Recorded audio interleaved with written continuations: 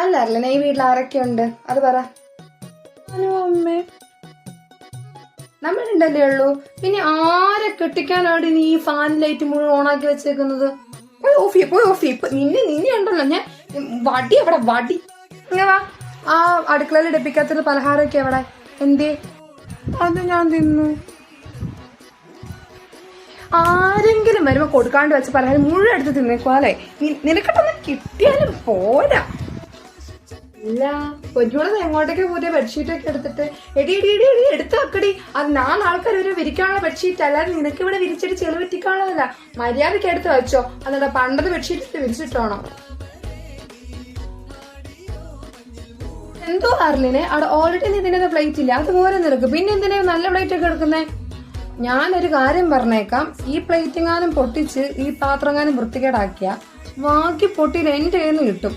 മര്യാദക്ക് പാത്രം കൊണ്ടാ വെച്ചു.